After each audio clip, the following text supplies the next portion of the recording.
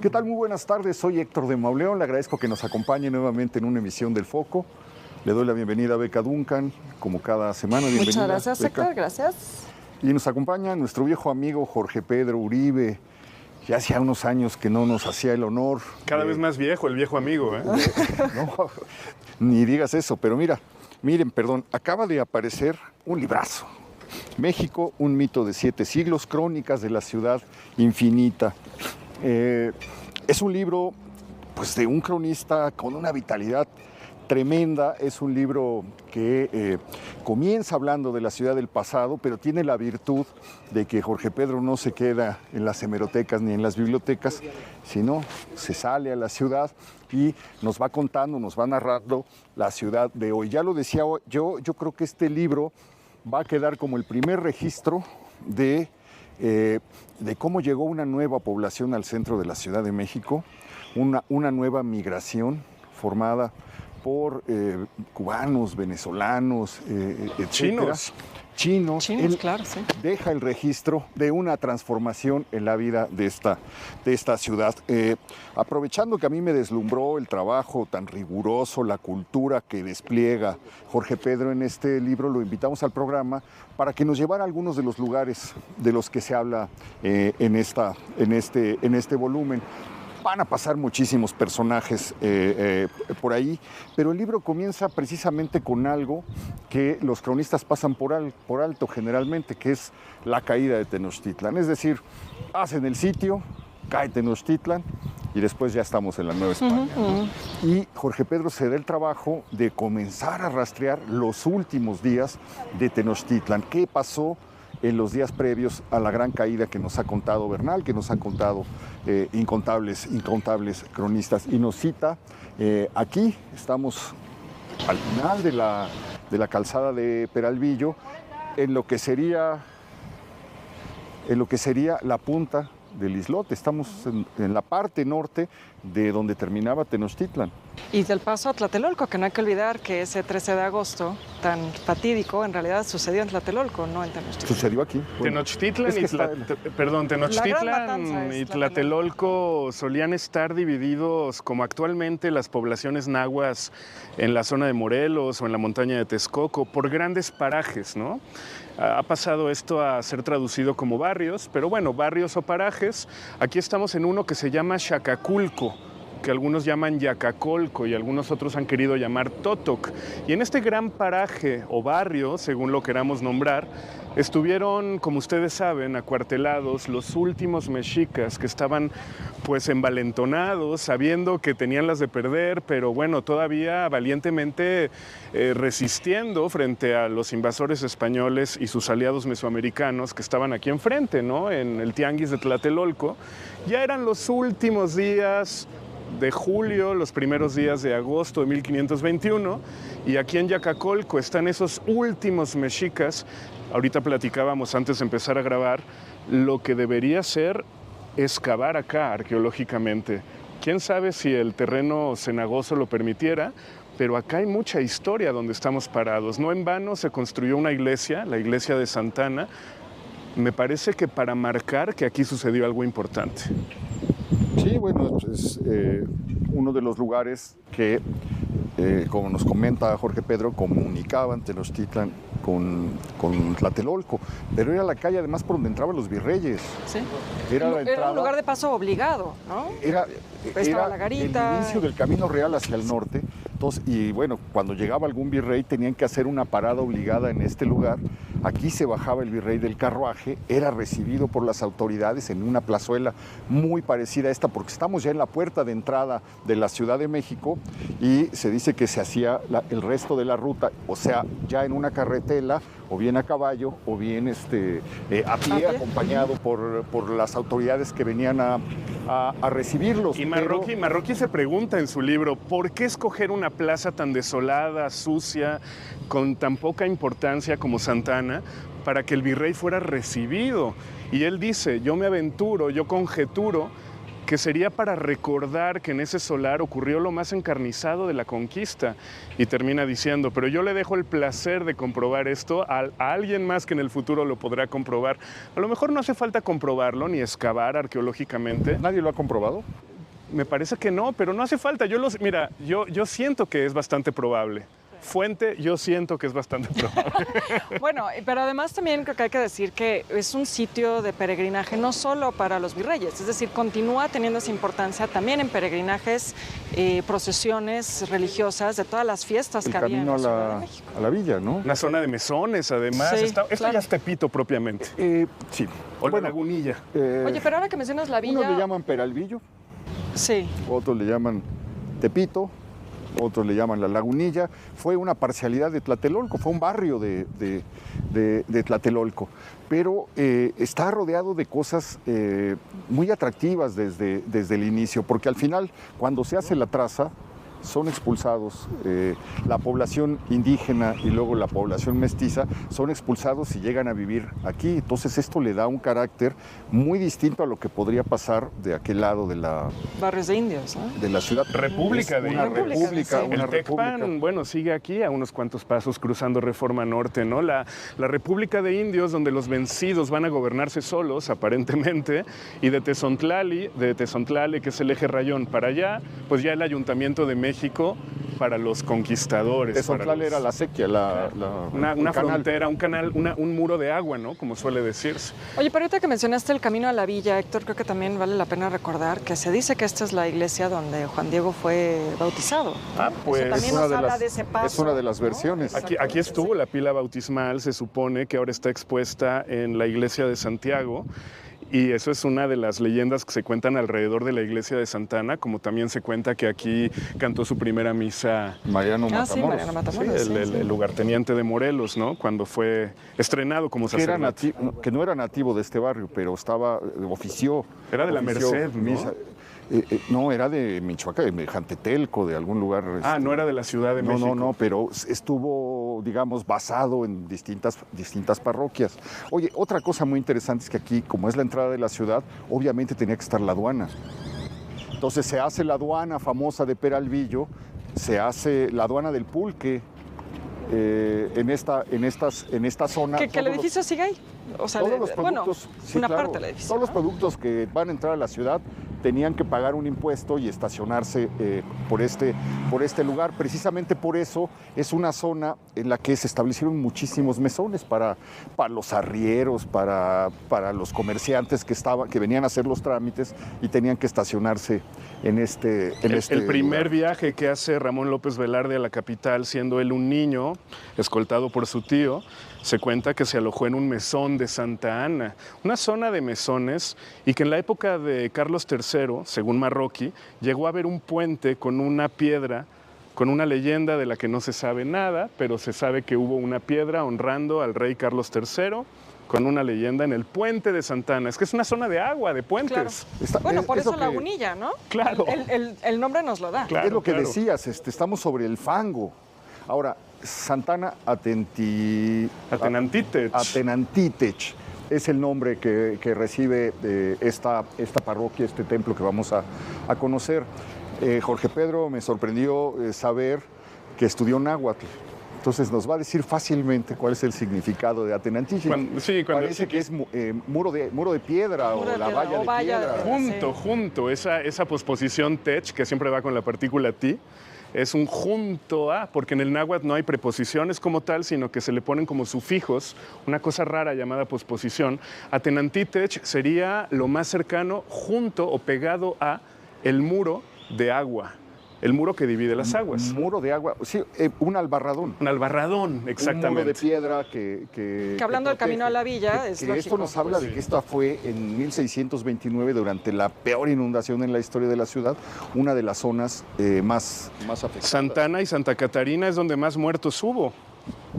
Por aquí entra la furia de las aguas. Ahora, ¿qué sabemos de este templo? Sabemos muy pocas cosas. Sabemos que es un templo del siglo XVIII. Parece que ya desde antes hubo una pequeña ermita, siempre estuvo dedicado a Santa Ana, pero efectivamente esto es mediados del siglo XVIII. Santa Ana, la madre de la Virgen, esposa de San Joaquín, patrono de la ciudad. La madre de la Virgen, y se cuenta que aquí hubo una estructura prehispánica dedicada a Tosi o Tosiuj, que es Nuestra Señora, nuestra abuela, la madre de alguna diosa, de las diosas femeninas nahuas. Pero yo no he encontrado algo que lo pruebe. Claro, y aquí lo que vemos es una serie de figuras que parecen como que fueron colocadas, que formaron parte tal vez de un templo, de otro templo. Parecen cariátides, ¿no? Está Sí, claro, sí. sí. Bueno, ahí vemos a Santana, ¿no? Santana Con la bebecita, María de con la bebé, Virgen bebé, arriba el Espíritu Santo. como anunciando lo que viene, ¿no? Exactamente, y la fachada no es muy espectacular, pero tiene su interés en el sentido de que es un barroco popular fuera de la traza, un antiguo barrio indígena, y el interior tampoco es tan espectacular porque el retablo es un falso histórico, neocolonial, mediados de del siglo XX, en los años 50, de un arquitecto apellidado Leduc. Sí, tiene su interés, como no, Sí, sí. y la capilla creo que está dedicada a la Virgen de San Juan de los Lagos, no estoy muy seguro, pero la tienen en muy buen estado. El retablo es el que dices que es un falso. Sí, de los y años se nota, ¿no? Se nota, claro, sí. se nota. Se ve muy neocolonial. Es como un barroco estípite. Bueno, de la misma época que están construyendo las casas neocoloniales de Polanco, de la Exacto. Nápoles, ¿no? De todas esas que ya hemos visto. Sí, las pilastras estípites son, pues no parecen. No, como una invención, una reinterpretación. Pero no deja de tener interés, es lindo. Tiene su dignidad, ¿no? Nosotros también podemos tener nuestro retablo churrigueresco, ¿cómo Claro. no? Por ahí vi que se estaba haciendo una investigación, se había hecho una investigación acerca de los archivos de este templo. Imagínate nada más los ramos de nacimientos, matrimonios, muertes, lo que pueden contar esos documentos sobre la historia de esta zona de la ciudad. Lo recordé ahora al ver la zona de nichos, la zona de... pero es una investigación que se hizo hará 20, 25 años y debe estar publicada en algún lado los hallazgos, pero sería muy interesante ver si es posible. No sé si es Alfonso Caso en su estudio de barrios Tlatelolcas y Tenochcas o Sagún, vaya confusión que tengo, pero uno de estos autores menciona que en donde hoy es González Bocanegra, aquí a tiro de piedra, pudieron haber estado las residencias, los palacios de los nobles tlatelolcas. Es decir, que a pesar de ser una república de indios, a pesar de haber estado aquí habitando fuera de la traza los vencidos, pues conservarían su dignidad, ¿no? A lo mejor eran mexicas de linaje los que Claro, vivían. Sí, bueno, eso lo hemos hablado, Como barrio ¿no? de Tlatelolco, probablemente...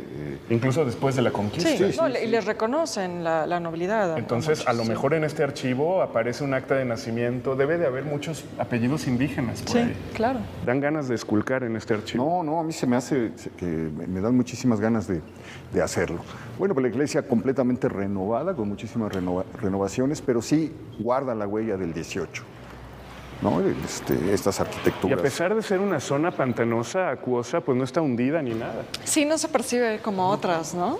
Sobre todo si pensamos que estamos muy cerca de la colonia Guerrero, donde, bueno, casos como el de la Santa Veracruz, pues es terrible. Santana, por otra parte, aunque lo tengamos un poco olvidado ese recuerdo, fue o es patrona de los mineros. Y entonces no me extraña que Santana sea la advocación de este templo, porque para acá partía el Camino Real, como mencionabas. Sí, así era el inicio del Camino Real. Entonces mucho metal, mucho minero transitaría por acá, y aquí se daba gracias a Dios de haber llegado a la ciudad, o se despedía uno de ella, ¿no? A los rumbos de la Ruta de la Plata. Y ahora que veníamos acá para ver a Jorge Pedro y poder compartir este recorrido con ustedes, encontré por ahí un dato que me sorprendió muchísimo, y es que en Comonfort, la calle Comonfort 38, estuvo la fábrica de Claudio Pelandini. Hemos hablado ya en otros programas de la doraduría que este personaje tenía sobre la calle de Plateros, de la que salían vitrales, cristales, espejos, cuadros, marcos muy, muy bellos y muy peleados por la sociedad. Un momento en el que le daba a la gente prestigio tener un objeto de la doraduría de Claudio Pelandini dentro de su domicilio. Y bueno, pues... ahí queda el resto de la fábrica en Comonfort. Queda un pedacito de la fábrica en este lugar. Estamos pues bordeando Peralvillo, muy cerca de lo que fue el exhipódromo de Peralvillo, muy cerca de la casa de don Manuel González, el expresidente de México, que vivía muy cerca de del ferrocarril, de la estación de Peralvillo del ferrocarril, porque esto le permitía trasladarse, moverse rápidamente a la hacienda de Chapingo, que hace o que le encarga, cuya remodelación le encarga al arquitecto Rivas Mercado, y como no le puede pagar, le da el claustro de Sor Juana como pago. De honorarios, donde Antonieta Rivas Mercado hace el célebre... Teatro Ulises. ¿Cómo? Teatro Ulises, ¿no? No, el cabaret. El cabaret, claro, es mismo. Hace exactamente 100 años, me parece, en el 26. Sí, 1926. Sí. Entonces se van encimando, se van entrelazando como una enredadera, como una hiedra, las historias a partir de este lugar. Y hay otra que no hemos mencionado, perdón. En esta zona es la zona de las micheladas.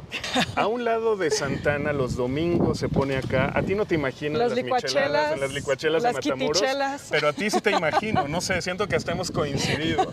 Entonces, una zona que tiene tanta carga histórica sigue viva de otra manera, que nos puede gustar o no, pero sigue habiendo gente aquí, ¿no? Sí. No, bueno. Oye, yo nada más quería decir que a propósito de la calle Comonfort y de Mujeres en el Arte, porque mencionaste a Antonieta Rivas Mercado, en esa calle también estuvo la vecindad donde creció Aurora Reyes. ¿Dónde creció? Aurora Reyes, la pintora, primera mujer mexicana en hacer un mural en el Centro Escolar Revolución en 1936, es cuando hace su mural. Ella creció aquí y bueno, sus nietos cuentan que ella, pues cuando llega acá, la familia no tiene mucho dinero porque su padre, León Reyes, es hijo de Bernardo Reyes, un hijo fuera de matrimonio, pero reconocido. Y entonces llegan en un momento en el que ya pasó la decena trágica, la familia Reyes, bueno, el apellido carga con un estigma terrible, entonces no tienen dinero. Y Aurora, de niña, vende el pan de chinos que su madre le enseñó a hacer, porque ellos venían de Chihuahua.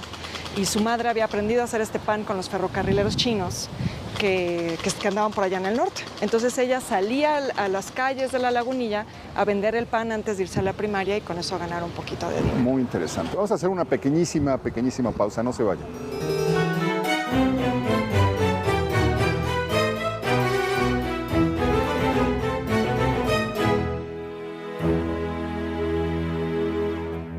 Vamos al fondo de la información.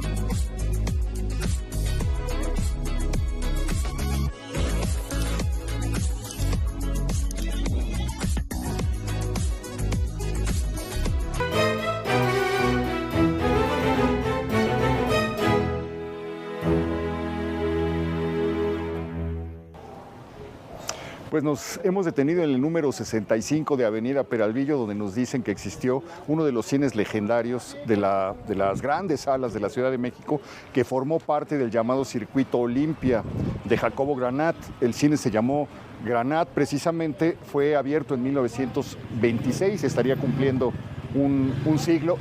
Era un cine legendario, toda la zona, todo este rumbo de la ciudad solía congregarse los domingos y los días de estreno en este cine. Kira Azteca se acordaba que siendo muy joven era el cine al que asistía para ver las películas, y la historia de los hermanos es verdaderamente triste y fascinante. Ellos son los que compran el Salón Rojo. Es la primera sala que compran. Luego compran el Cine Olimpia y le meten el sonido. El primer cine donde se transmite por primera vez una película sonora es el Cine Olimpia, propiedad de los hermanos Granat.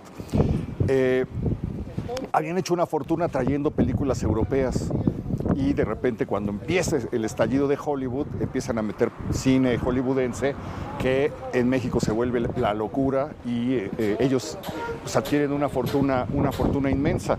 Algo pasa con Jacobo Granat, que él venía de Viena, una familia de origen judío, y en la Segunda Guerra Mundial, 1942 o algo así, se le metió la locura de vender los cines y regresarse a Viena. Y en el momento en el que se estaba dando la expansión nazi, se sabe que se va con su esposa, que son enviados a un campo de concentración donde mueren los dos. Y después hay una historia tremenda, donde uno de los sobrinos que había heredado los cines, etcétera, es secuestrado por la época de los grandes secuestros de los años 40 y ocupa un caso de nota roja muy, muy impactante. Pero bueno, pues no queda nada, se ve que este cine desaparece por ahí de los años 60, entre los 60 en adelante se debe haber demolido para que se levantara este edificio. Aquí en las autopartes nos dicen que ya a partir de 1960 ya el cine no existía, pero quisimos detenernos, compartir esta imagen del cine con usted y rescatar un poco de su memoria. ¿Y cuántas cosas? Jacobo Granat llegó a ser cercano del presidente Madero, ¿no? Sí, bueno, porque él empieza, de hecho, sus actividades empiezan en el año 11. Un personajazo, incluso para la comunidad judía. Él fue uno de los que logran que se cree el primer cementerio y la primera comunidad en forma judía en México, que es Monte Sinai. Y eso es gracias a Jacobo Granat. No conocía el desenlace, qué cosa. Sí, el desenlace es terrible, más lo que sigue. Pero el Circuito Olimpia llegó a tener 12 o 13 salas. Nos hemos encontrado muchísimos cines que pertenecieron a esta familia.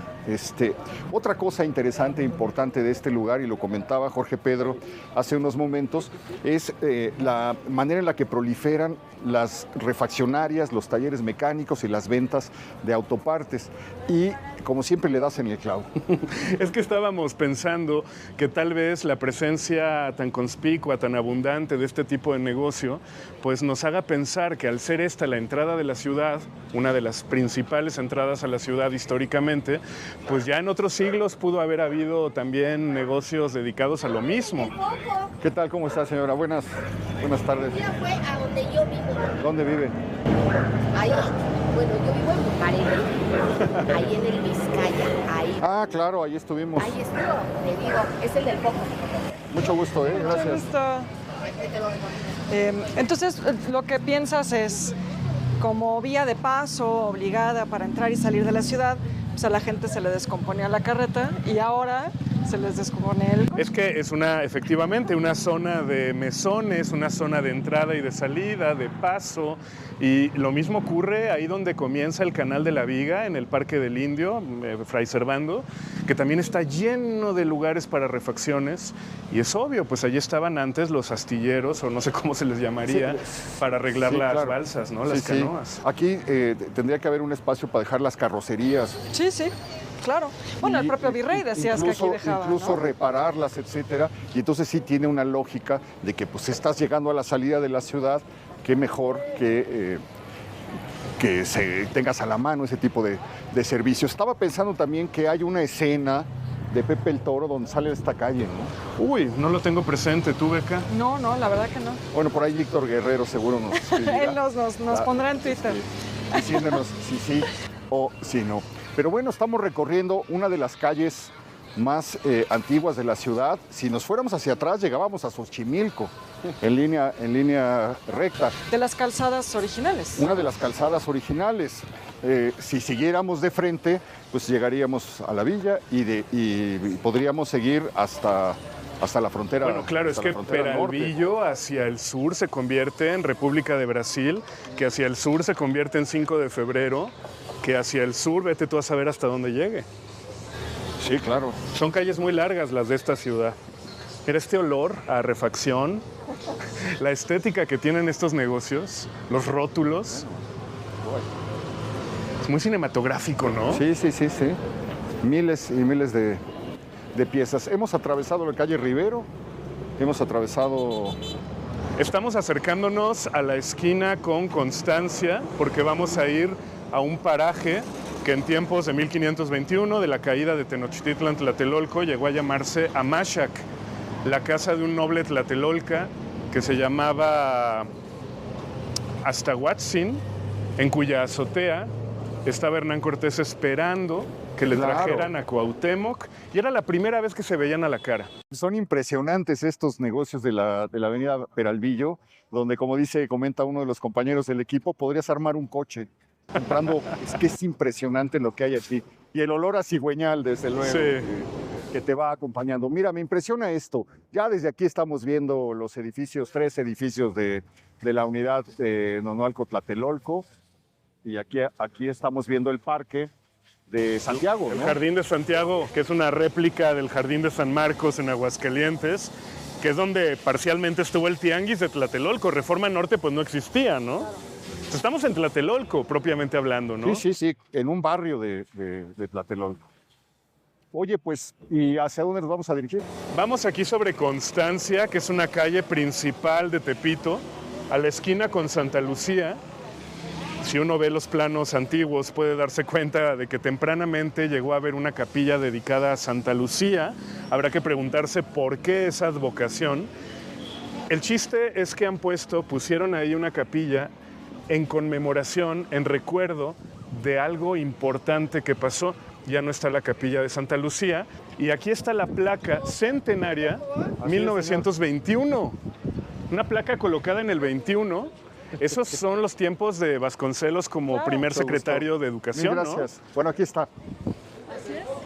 Dice, consagró Cuauhtémoc este lugar diciendo a Hernán Cortés, y ojo con la tipografía, ¿eh? No, totalmente vasconcelista, ¿no? Quítame la vida con tu puñal, pues no pude perderla al defender mi reino. Eso es la frase que alude Bernal Díaz del Castillo, que vete tú a saber si es cierta, ¿no? Porque no había una grabadora precisamente ahí.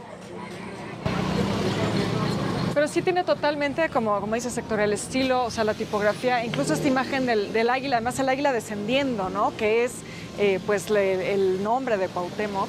Es realmente increíble. Bueno, la etimología, estudiar náhuatl te sirve para entender datos curiosos como el que voy a contar. En algunas regiones, todavía hoy, Temoa significa no solamente bajar, sino nacer. Hualtemoa es descender, en el sentido de nacer. Entonces, Cuauhtémoc podría ser, nació como un águila, nació ágilmente, y no tanto un águila que desciende o que baja por su presa, pero a saber, ¿no? En todo caso, ahora, es curioso ver el logotipo. Esto es algo que está relatado en tu libro. ¿Por qué no nos cuentas cómo imaginas que era este lugar? ¿Qué es lo que pasa en el momento en el que García Holguín ve que va pasando una canoa? Imagínate, estamos en una zona completamente lacustre, ve que va pasando una canoa y por las enseñas le dicen, ese es Cuauhtémoc. Aquí unos vecinos hace poco me contaron que ellos viven aquí en esta misma propiedad y aseguran que hay fantasmas. Y cómo no, si en este solar de Amaxac, en la azotea de la casa de Aztahuatzin, el poseedor de garzas, qué bonito nombre, se dio el encuentro. Era un tlatelolca principal y entonces había un docelete de colores, nos reporta Bernal, bajo el cual estaba Hernán Cortés esperando a que le trajeran a Cuauhtémoc. En el libro yo escribo al respecto. Se llevaron a Cuauhtémoc ante Cortés a la casa de Aztahuatzin, muy probablemente en el actual cruce de Constancia y Santa Lucía en Tepito. Allá en Cigüeñales el Pareja, que ahora se llama, han cambiado de nombre, o no sé si se siga llamando igual. Existe una placa de 1921 que da gusto encontrar. Lo que ocurrió en ese solar da para escribir otra crónica. De momento quedémonos con el siguiente testimonio que nos presenta Bernardino de Sahagún. Traen a Cuauhtémoc en una barca. Solamente dos lo acompañan, van con él, el capitán Teputzitoloc y su criado y hasta Chimal, y uno que iba remando que tenía por nombre Senyautl. Y cuando llevan a Cuauhtémoc, luego el pueblo todo le llora, decían, ya va el príncipe más joven Cuauhtémoc, ya va a entregarse a los españoles, ya va a entregarse a los dioses. Y debió de llegar con una gran dignidad, acompañado de Tecuichpo, acompañado del rey de Tacuba, acompañado de unos 20 principales que ahora sí se encuentran cara a cara con Hernán Cortés, Pedro de Alvarado, Olid, Sandoval. Imagínate, ese encuentro a mí me da más emoción que el encuentro entre Moctezuma y Hernán Cortés. En el caso de que Bernal no nos haya engañado y esa haya sido la frase, es una frase que te pone la piel de gallina, o sea, quítame la vida con tu puñal, imagínate nada más eso, quítame la vida con tu puñal, pues no pude perderla al defender mi reino. Porque además Cuauhtémoc lo que representa es eso, ¿no? La resistencia indígena frente a un Moctezuma que parece doblar las manos. Cuauhtémoc todavía hoy resuena como ese personaje que defendió. Era un veinteañero, podría haber sido mi hijo, o sea, era alguien jovencísimo, brioso, era el rey de los mexicas y él era de origen tlatelolca además. Claro. Entonces debió de llegar con mucha dignidad, muy envalentonado, mejor dicho, muy valiente, a decir, bueno, no merezco estar vivo, ¿no? Ante el invasor. Muy bien. Vamos a hacer una pequeña pausa para continuar con nuestro recorrido. No se van.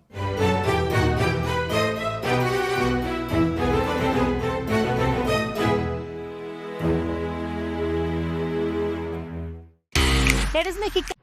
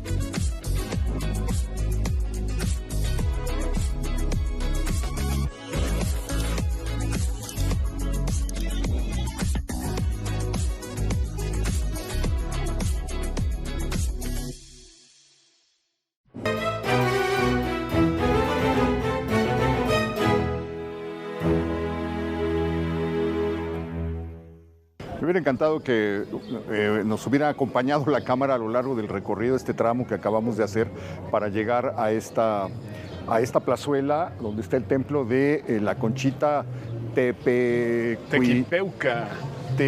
Tequipeuca, que significa agárrese, el lugar donde comenzó la esclavitud. Sí. Donde empezó el tequio, ¿no? Que el tequio viene de tequit, que es trabajo, entendido como labor manual, como la chamba, pero también entendido como trabajo forzado, como esclavitud. Donde empezó la esclavitud, es muy fuerte ese topónimo. Ahora, donde empezó la esclavitud, porque se supone, ahí nos lo está informando una placa, que este es el sitio donde Cuauhtémoc es apresado. Sí, García Holguín, que estaba bajo las órdenes de Sandoval, uno de los capitanes de Cortés, que además era su primo. Él estaba pues vigilando esta parte de la Lagunilla y de Tepito. Ya tenían medio ubicada la balsa donde Cuauhtémoc y los suyos podían haber estado. Y entonces, de pronto, García Holguín detecta que efectivamente esa canoa que está muy rápidamente alejándose es la de Cuauhtémoc. Lo detienen y Cuauhtémoc, muy caballeroso, yo cuando me apresen voy a decir lo mismo. Que deje a las mujeres, ¿no? No toquen a la mujer, no toquen a mi mujer, que era Tecuichpo, no toquen a mi mujer ni a las otras mujeres, ni tomen mis pertenencias, ni a los niños. Eran una veintena de personas principales que a saber a dónde se dirigían. Pero finalmente son apresados, llega Sandoval, el jefe, ya desde entonces siempre ha habido este tipo de burocracia. Yo soy el que va a presentar a Cuauhtémoc frente a Cortés porque soy el jefe. No, pues yo fui el que lo detuvo. Yo fui el que lo apresó. Al final García Holguín. Se ponen de acuerdo y entre los dos escoltan a Cuauhtémoc, lo llevan con Cortés, no sin antes darle de comer a él y a las mujeres. Estarían muertitos de hambre. Los llevan aquí a 2 calles, a Cigüeñales el Pareja, a la esquina de Santa Lucía, muy cerca, y ahí es donde Hernán Cortés lo está esperando, ¿no? Venía el rey de Tacuba, ¿no? Venía, pues la primera plana de la sociedad mexica. Me los imagino muy dignos y bien ataviados, pero también flaquitos y con hambre. No, es que flaquitos es poco. Era un sitio que había durado entre 60 y 90 días, exacto, según las fuentes, donde ya se estaban comiendo la hierba, se había acabado la hierba, la madera, desde luego ya no había animales, algunos ya se estaban comiendo el lodo, y el panorama que encuentran cuando finalmente es apresado Cuauhtémoc es aterrador. Me impresiona mucho ese pasaje de Bernal Díaz del Castillo, donde dice que se dan cuenta que ya lo apresaron, porque los malditos atabales que estaban sonando de día y de noche, los tambores de la guerra, de repente dejan de sonar y cae el silencio sobre Tenochtitlan. Ese es el momento que, por cierto, estaba lloviendo. Algo estamos invocando aquí. Estaba cayendo una tormenta. Claro, era agosto. Como a las 3 de la tarde, claro, plena temporada de lluvias, sí. Una lluvia terrible. Era martes, o sea que tampoco se pusieron los comerciantes ese día. Bueno, claro, sí había comerciantes. No, ya dijimos que aquí estaba pero en el ese momento no. No, en el momento del sitio ya no había comercio alguno. Pero por acá habría que imaginar que se había. Creo que está ahí. Es el relato de Orozco Iberra. Sí.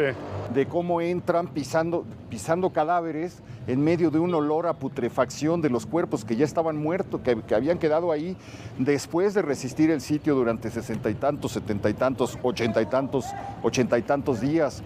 Y se me viene a la mente la frase de Hugh Thomas, que dice: creyeron que los españoles eran dioses, pero fueron ellos los que pelearon como dioses, ¿no? Es que se supone, si hemos de creer a Cortés y a la gente que escribió en su favor, que Cortés quiso llegar a un acuerdo con Cuauhtémoc y lo invocaba. Le decía a los emisarios: tráiganlo aquí a la plaza del Tianguis, donde está el jardín de Santiago Tlatelolco, porque quiero pactar la paz, no le voy a hacer daño, vete tú a saber si era cierto. Pero Cuauhtémoc, muy necio o muy listo, depende, o muy valiente, decidió que no iba a ir y lo dejó plantado 2 o 3 veces. Y entonces Cortés, enfurecido, no tuvo otra opción que atacar frontalmente el último reducto, que es Yacacolco, donde empezamos el programa, ¿no? Pero antes sí que tuvo un par de incursiones. Todo esto lo cuento aquí en mi libro, México, un mito de 7 siglos. En las primeras páginas voy pormenorizando casi que día por día lo que va ocurriendo. Y hay un día en el que Orozco Iberra, que es mi principal fuente, efectivamente nos cuenta de una incursión a la ciudad que hace Alvarado, también Cortés, y encuentran a la gente con hambre, flaca, débil, cadáveres dentro de las casas, el agua ya medio seca, no se podía llegar a las viviendas. Eso debió de ser inmundo y terrible. Pues como todas las guerras. Sí. Sí, de hecho, cuando se hace por fin, cuando se da o se oficializa la caída y los dejan salir, cuenta Bernal que salen muchos riéndose, y sobre todo los niños, felices de que se acabó este infierno, buscando algo que comer. Muchos se entregaron a los españoles, se cruzaron y de manera pues desesperada, voluntaria, llegaron y dijeron, venimos por algo de comer, ya sabían que tenían las de perder. Y Jorge Pedro, esta historia, ¿tú crees que tenga algo que ver con el hecho de que aquí se colocara esta pequeña iglesia, capilla? Seguramente, yo creo que en esos tiempos se construían iglesias para conmemorar sucesos importantes. Entonces, que haya esta iglesia aquí, y además el nombre, Tequipeuca, ya te indica que algo pasó aquí.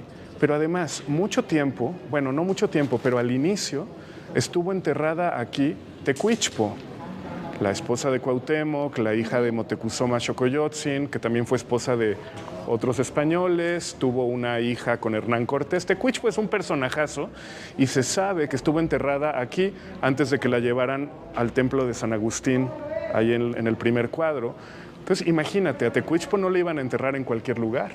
Entonces, esta iglesia ya te dice que algo memorable había pasado acá. Del mismo modo que Santa Ana, claro, también te indica que algo importante pasó.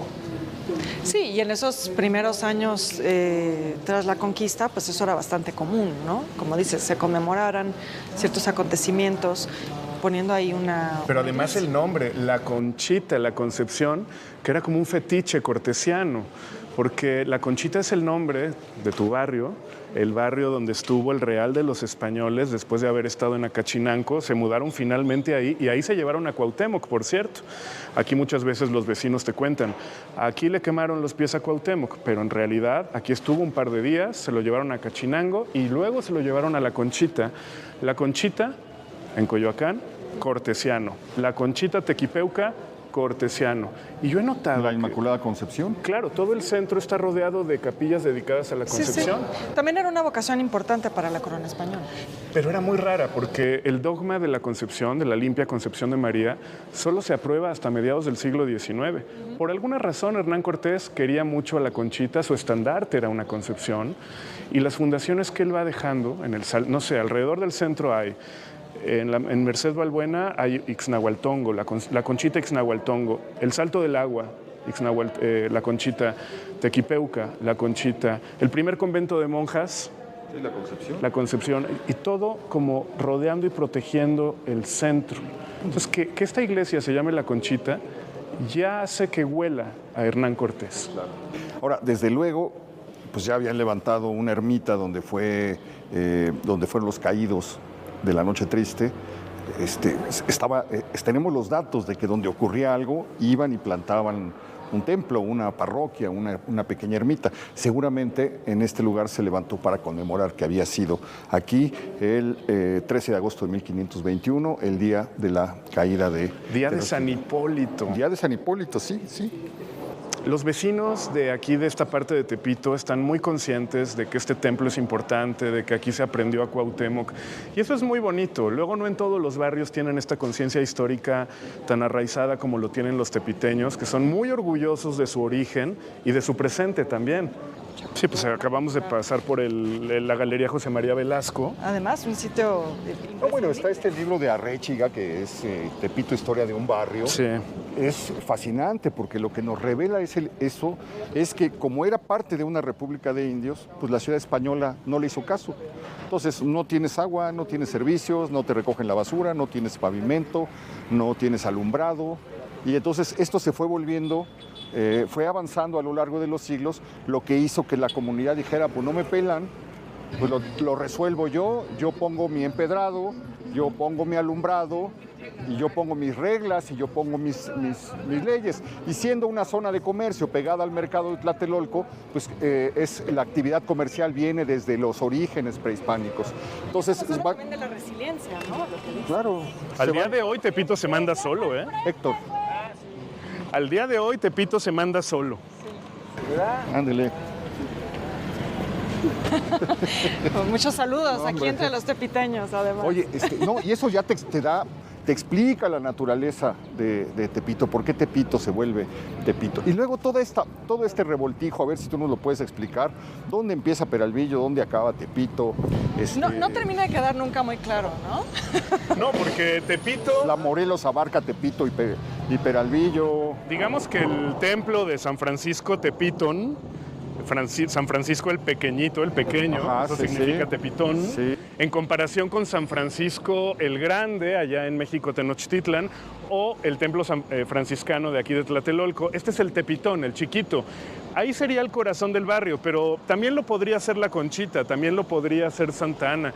Yo diría que esos son los tres barrios Los tres puntos. Lo que donde- hoy llamamos Tepito. Sí, de este rumbo impreciso llamado Tepito, que linda lo mismo con La Lagunilla, pero también se mete mucho a lo que se conoce como Colonia Morelos. Sí. Es grande, es amplio. Tepito es algo que no es un lugar, es algo más, ¿no?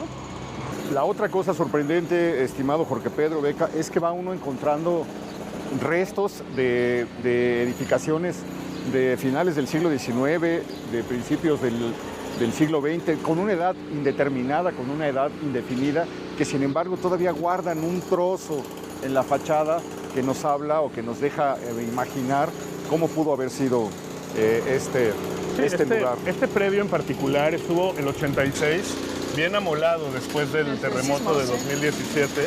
Me acuerdo que tuvo que salir la gente que vivía ahí. La gente que vive en estos edificios tiene unas historias y dan ganas de entrevistar a todos. Porque muchos pueden descender de tepiteños ancestrales, pero también la gran mayoría desciende de migrantes, ¿no? Gente de Guanajuato. Sí. No, bueno, claro. Lo cual me lleva a pensar también en la cantidad de personajes de la vida social, de la vida cultural, de la vida artística, de la vida deportiva de México, han salido de estos rumbos. Sí, Mencionábamos mencionabas aquí Azteca, Azteca. sí. Bueno, el box y Tepito son Claro, de aquí tan era, completamente vinculados, ¿no? Pues Alfonso Hernández, recordado cronista, Manrique, el artista del barrio, pintor. Yo estoy pensando que los generales mexicas, los que estaban bajo las órdenes de Cuauhtémoc, rara vez se les nombra porque tenemos muy claro a Sandoval, a Alvarado, Sí, totalmente a Olid, de acuerdo. pero ¿quiénes eran los generales, los capitanes de los mexicas? Y acá tengo algunos nombres. A ver, ¿qué mejor? Xiucoscatzin, que significa algo así como collarcito de jade. Cuacuautzin, Huitzitzin, que es un pequeño colibrí. Itzcuitzin. Y según el Códice Florentino, todos ellos serían vecinos de Yacacolco, donde empezamos el programa, allá en González Bocanegra, donde está la iglesia de Santa Ana. Ahí vivían los nobles tlatelolcas y hoy aquí viven los nobles tepiteños. Ahora, le llaman el Barrio Bravo. Pero qué interesante pensar que este fue el último sitio de la resistencia, el último que cayó, el lugar donde finalmente, mientras todo iba derrumbándose, ocurre, digamos, por decirlo de alguna manera, el último día de México Tenochtitlan, del Imperio de México Tenochtitlan. Sí, tiene sentido que en Tepito haya sido el desenlace de aquel gran relato de la conquista. Tiene sentido, porque Tepito es esa excepción. Que ahorita ya no sale, ¿por qué? Sí, salimos, ¿cómo no? Ay, yo ya no lo... Pero a las 3 de la tarde, señora. ¿A qué hora? A las 3, nos cambiaron de horario. Los domingos. Los Domingos a domingos. las El otro ya no lo veía. Bueno, lo vamos a seguir viendo. Cuídense mucho. Muchas Encantado, gracias. señora. Mil gracias. Buenas Hola. tardes, Buenas. Héctor. ¿Cómo Mucho están? gusto. Qué bueno que estás Gracias. aquí en el barrio. Ve qué bonito letrero. Sí, increíble. Te Muchas admiramos gracias. muchísimo. Mil gracias. Sigue con lucha. Ahí estamos. Ahí estamos. Te admiramos mucho. Gracias. Muchas gracias. Qué linda gracias. gente. Gracias por su trabajo. No, yo fíjate que tuve el inmenso privilegio de poder hablar con Kira Azteca. de poder hablar largamente con Kid Azteca. Y el relato de cómo era, porque él era de Peralvillo. Sí, sí, sí. El relato de cómo Y era. entrenó acá, ¿no? O sea, ¿Cómo? Y entrenó acá. Claro, pero la visión de cómo era en 1913 este lugar, donde no había drenaje, donde toda una parte era empedrado, pero otro era de tierra, donde las banquetas tenían en una parte piedras, pero en otro no tenían nada, escoltado por vecindades de numerosísimos cuartos, de numerosísimas habitaciones, una zona muy viva ya comercialmente, donde por alguna razón, pues estamos hablando de los primeros, él nace en la primera década del siglo XX, ya se había sentado el gusto por el boxeo, lo cual es un enigma tremendo, porque hacía muy pocos años que había llegado el boxeo a la Ciudad de México, sobre todo en los gimnasios porfirianos de la calle de Tacuba, etcétera, pero pues ya había como una vocación por el pleito. Sí, A la, pues Barrio cual el Bravo, boxeo, al fin, a la ¿no? cual el boxeo le pone unas reglas que todo mundo acepta, esa caballerosidad, esa manera aristocrática de darse en la madre, ¿no? que inventa el boxeo, arraiga y desde luego pues se vuelve, vamos por acá, se vuelve la marca de agua. Estamos muy cerca de los terrenos del nevero de la Lagunilla, Rodolfo Casanova, el gran boxeador. Es que es el barrio bravo, pero bravo en el sentido de que no se dejan, no en el sentido de que sean violentos, aguerridos, que es distinto. Gente que sabe defenderse de aquellos que vienen a abusar del barrio. Y eso es un doble bravo, porque son bravos en ese sentido, pero es bravo también de aplauso. Bravo por los tepiteños que no se dejan. Claro. En este libro que estoy presentando, México, un mito de 7 siglos, incluyo yo una crónica sobre un libro que llegó a mis manos de un vecino de Tepito, Salvador Rangel López, que Claro. en su vejez decidió que iba a escribir sobre cómo era el barrio cuando él era joven. Y es una crónica que da gusto encontrar y transcribir, acreditando, por supuesto, porque él se acuerda justo de los cines, del sexoservicio, del comercio. Es es el cuaderno que... Sí. El pasaje del tranvía costaba 10 centavos o 3 planillas por 25 centavos. Cada una servía para un viaje.